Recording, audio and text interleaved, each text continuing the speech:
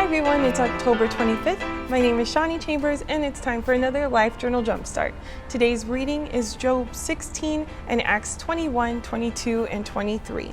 So here in Job, we find him responding to his friend Eliphaz, who has accused him of not living a righteous life. And you'll see Job calling Eliphaz a miserable comforter.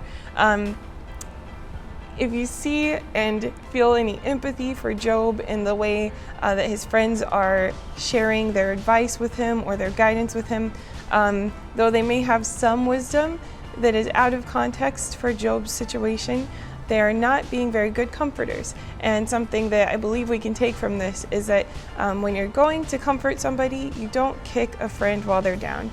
And so Job was in literally the lowest place he could be.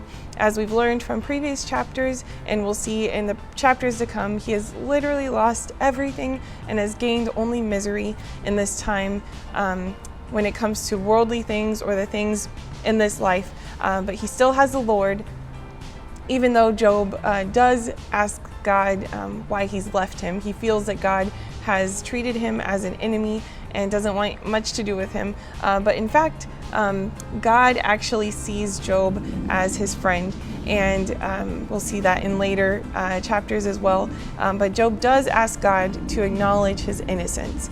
So Job has a little back and forth with his feelings and approach to the Lord, but we'll keep reading this week and next week for more on that.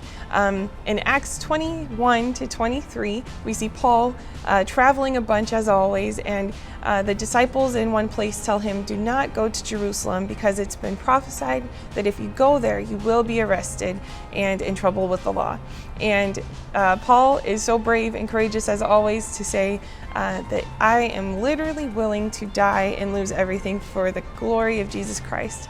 I love Paul. I'll always look up to him because he does not put value as much on this life as he does on the one that is to come, eternity with Christ and God the Father. And so when we look at Paul in this time, when he gets to Jerusalem, he is arrested, taken into custody after being almost attacked by an angry mob of Jewish people.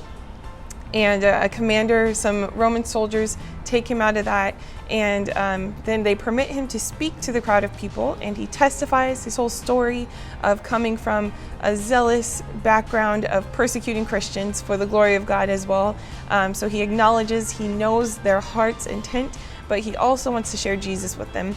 He starts by sharing his credentials and that he's an educated Jewish man, but once he shares that Jesus spoke to him and transformed his life, they want nothing to do with him. They like cry out for him to be killed. They don't want anything to do with this man. And when that happens, the Roman officials take him away and plan to flog him into confession for whatever he's done wrong. But then right when it's about to happen, Paul says, will you do this to a Roman citizen? And they're like, whoa, what's going on? And they ask him, are you really a Roman citizen? And he says, yes. And so thank God he gets out of that.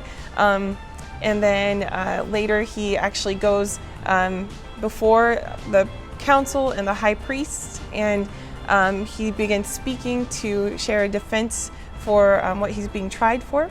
And the high priest Ananias tells the men around him to slap his face because he shouldn't be speaking. And then Paul's response is a bit of an outburst. He actually says, God will slap you. And the men are all like, what? You would speak to a high priest like this? Like, it was very disrespectful. And Paul had no idea that he was the high priest, though his outburst was slightly justified because the high priest is pledged to uphold the law, which he was just then breaking by commanding that Paul be punished for something he hasn't even been proven guilty of. And so a lot happens in this time frame.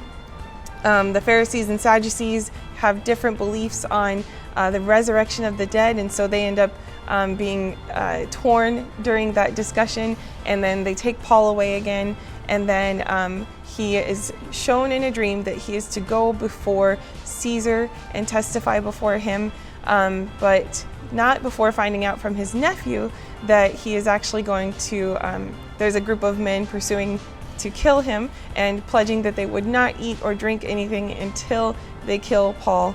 And when the commander finds out about this, he sends a military entourage to take Paul to his next destination, which is Caesarea. And so Paul is again spared his life, and the next journey will be shared tomorrow in our next Life Journal Jumpstart. So dig into the Word today, guys. Get everything that you can from what the Lord has to share with you. Have a great day.